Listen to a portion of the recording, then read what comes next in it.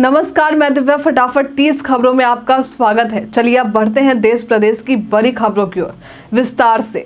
आज प्रधानमंत्री नरेंद्र मोदी ने भागलपुर में किसान समृद्धि योजना की 19वीं किस्त की राशि 9.80 करोड़ किसानों के खाते में जारी की। कार्यक्रम में बिहार के मुख्यमंत्री, राज्यपाल और अन्य केंद्रीय नेता शामिल हुए थे। सुरक्षा व्यवस्था कड़ी रखी गई और किसानों के लिए कृषि उत्पादों की प्रदर्शनी का आयोजन भी देखने को मिला। प्रधानमंत्री नरेंद्र मोदी ने मन की बात कार्यक्रम में मोटापा कम करने और खाने में तेल की खपत 10% घटाने की अपील की है। उन्होंने 10 लोगों को नॉमिनेट किया, जिनमें आनंद महिंद्रा, निरहुआ उर्फ दिनेश लाल यादव, मनु भाकर, मीराबाई चानू, मोहनलाल, नंदन नीलेकनी, उमर अब्दुल्ला, माधवन, श्रेया घोषाल और नॉमिनेट किए गए लोग 10-10 लोगों को चुनौती देंगे। काशी विश्वनाथ धाम में महाशिवरात्रि के दिन महाकुंभ की झलक देखने को मिलेगी। 25 से 27 फरवरी तक प्रोटोकॉल दर्शन पर रोक रहेगी। 15 लाख श्रद्धालुओं के पहुंचने की संभावना है और साधु संतों के प्रवेश के दौरान 5 से 6 घंटे आम श्रद्धालुओं का प्रवेश वर्जित रहेगा। 18 घंटे तक दर्शन में समय लग सकता है। भारतीय रेलवे में थर्ड एसी कोच में सफर करने वालों की संख्या पिछले 5 सालों में 2.5 गुना बढ़ी है। इसकी प्रमुख वजह इसकी सस्ती कीमत है, जिससे ज्यादा लोग इसे प्राथमिकता देते हैं। इस वर्ष रेलवे ने थर्ड एसी में 30,088 करोड़ रुपए का राजस्व अर्जित किया है। बीएचयू के राजीव गांधी साउथ कैंपस में 15 post graduation veterinary science course के लिए आवेदन प्रक्रिया आज से शुरू हो गई है। आवेदन की डेडलाइन 9 मार्च है और काउंसलिंग 10 से 19 मार्च के बीच में होगी। साथ ही आईआईटी बीएचयू में 20 युवा वैज्ञानिकों की भर्ती भी होगी।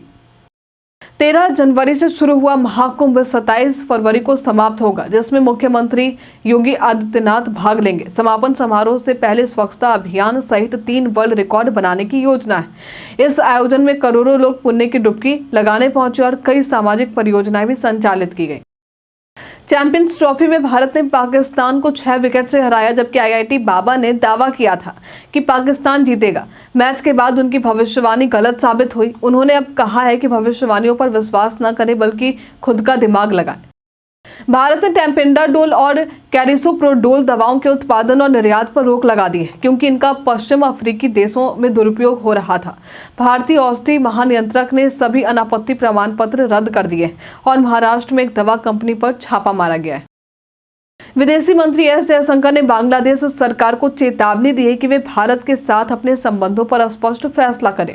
उन्होंने कहा कि बांग्लादेश हर रोज भारत को दोषी ठहराकर अच्छे रिश्तों का दावा नहीं कर सकता। इसके साथ ही बांग्लादेश में हिंदू अल्पसंख्यकों पर हमलों को लेकर भी चिंता जताई। भारतीय रेलवे ने मिडिल बर्थ को खोलने और बंद करने के लिए समय सीमा निर्धारित की। यात्री रात 10 बजे से सुबह 6 बजे तक मिडिल बर्थ खोल सकते हैं। नियमों का उल्लंघन करने पर जुर्माना लग सकता है और टिकट चेकिंग भी केवल दिन में होती है। एप्पल ने 1,35,000 ऐप्स को अपने ऐप स्टोर से हटा दिया है, क्योंकि डेवलपर्स ने यूरोपीय संघ के नए नियमों के तहत अपनी बिजनेस जानकारी 17 फरवरी तक नहीं दी थी। ऐप स्टोर की पारदर्शिता बढ़ाने के लिए ये कदम उठाया गया है। प्रयागराज महाकुंभ में खुले में शौच को लेकर एनजीटी ने यूपी सरकार से जवाब मांगा है। याचिकाकर्ताओं ने आरोप लगाया है कि बायो टॉयलेट्स की कमी और सफाई में लापरवाही की वजह से श्रद्धालु खुले में शौच करने को मजबूर हैं और 10 करोड़ रुपए जुर्माना लगाने की मांग की। गूगल मैप्स ने 5 नए फीचर्स पेश किए हैं। Street view, time travel, offline navigation, AI powered navigation, electric vehicle charging, locator और होटल टेबल बुकिंग। इन फीचर्स से उपयोगकर्ता बिना इंटरनेट के नेविगेशन, ईवी चार्जिंग स्टेशन ढूंढने और रेस्टोरेंट में टेबल बुक करने की सुविधा पा सकते हैं। पाकिस्तान को भारत से चैंपियंस ट्रॉफी में मिली हार के बाद वसीम अकरम ने कप्तान मोहम्मद रिजवान और चयनकर्ताओं की कड़ी आलोचना की है। उन्होंने टीम में बदलाव की आवश्यकता जताई और पाकिस्तान क्रिकेट बोर्ड से बड़े फैसले की उम्मीद बताई। साथ ही टीम की खराब गेंदबाजी पर भी चिंता व्यक्त की है। फरवरी के आखिरी हफ्ते में कई शानदार फिल्में और वेब सीरीज ओटीटी पर आ रही हैं, जिनमें आश्रम सीजन 3 पार्ट 2, डब्बा कार्टेल, जिद्दी गर्ल्स और लव अंडर कंस्ट्रक्शन शामिल है। ये सीरीज 27 से 28 फरवरी के बीच स्ट्रीम होने वाली, जो दर्शकों का ध्यान आकर्षित करेंगे। सरकार ने साइबर धोखाधड़ी को रोकने के लिए टेलीकॉम ऑपरेटरों को निर्देश दिया है कि वे सिम कार्ड जारी करने से जुड़े एजेंटों का रजिस्ट्रेशन करें।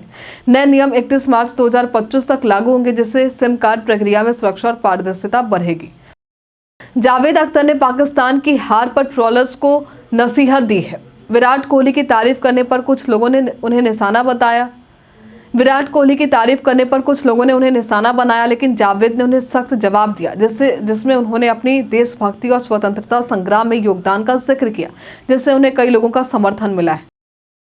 कोविड-19 के बाद AC 3 टियर कोच में यात्रा करने वाले यात्रियों की संख्या में भारी वृद्धि हुई है, जिससे रेलवे की कमाई में बम्पर बढ़ोतरी हुई है। AC 3 टियर का किराया थोड़ा बढ़ा है, लेकिन इसकी लोकप्रियता और राजस्व में लगातार वृद्धि हो रही है। चीन के वैज्ञानिकों ने नया बैट वायरस HKUS-CoV-2 खोजा है, जो कोविड-19 से मिलता जुलता है। ये वायरस इंसानों के ACE2 रिसेप्टर्स से जुड़ सकता है, लेकिन इसकी संक्रमण क्षमता SARS-CoV-2 से कम है। फिलहाल इसका इंसानों में कोई मामला नहीं सामने आया है। सुप्रीम कोर्ट ने इंटरनेट को आवश्यक वस्तु का दर्जा देने और उसकी कीमत नियंत्रित करने की मांग को खारिज कर दिया। कोर्ट ने इसे मुक्त बाजार बताया और प्रतिस्पर्धा आयोग को इस पर विचार करने का सुझाव दिया। याचिका में कंपनियों की मिलीभगत की जांच की मांग की गई। अनमैन्ड डायनेमिक्स के CEO श्रीनाथ मल्लिकार्जुन ने भारत में रोजगार संकट और शिक्षा व्यवस्था की खामियों पर गंभीर चिंता जताई। उन्होंने बताया कि IIT छात्रों में भी जरूरी कौशल की कमी और शिक्षा प्रणाली में सुधार की जरूरत है, जिससे रोजगार के अवसर बढ़ सके। रूस के 5वीं पीढ़ी का Su-57 लड़ाकू विमान एरो इंडिया 2025 में भाग लेने के लिए ईरान के एयरफोर्स बेस पर लैंड किया। इसे रणनीतिक रूप से ईंधन भरने के लिए रोका गया था, जिससे ईरान को इस अत्याधुनिक विमान को करीब से देखने का मौका मिला। डिपार्टमेंट ऑफ टेलीकम्युनिकेशंस ने फर्जी सिम कार्ड के दुरुपयोग को रोकने के लिए नई वेरिफिकेशन प्रक्रिया लागू की है। अब सिम जारी करने से पहले आधार वेरिफिकेशन और बायोमेट्रिक जांच अनिवार्य होगी। रिटेलर्स को भी रजिस्ट्रेशन करना होगा, नियमों का पालन करना होगा। महाकुंभ के कारण रेलवे ने 6 जोड़ी ट्रेनों को परिचालन कारणों से रद्द किया है। इनमें जिंद हिसार, हिसार नई दिल्ली, दिल्ली रेवाड़ी और मथुरा अलवर सहित कई अन्य ट्रेनों का परिचालन आज से 7 मार्च तक प्रभावित रहेगा।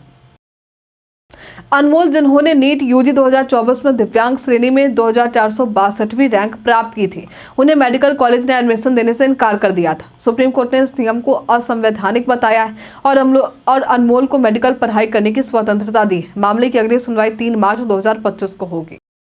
जम्मू कश्मीर के मुख्यमंत्री उमर अब्दुल्ला ने PM मोदी के मोटापे के खिलाफ अभियान से जुड़कर 10 लोगों को नामित किया है। इसमें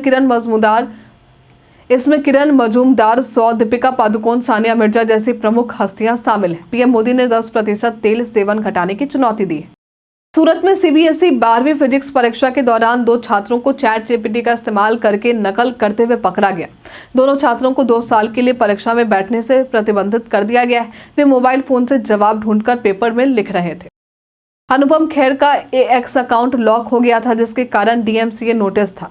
नोटिस में दावा किया गया कि उनकी पोस्ट ने कॉपीराइट का उल्लंघन किया है। अकाउंट रीस्टोर होने के बाद अनुपम ने एलन मस्क से सवाल किया कि उनकी कौन सी पोस्ट ने नियमों का उल्लंघन किया था।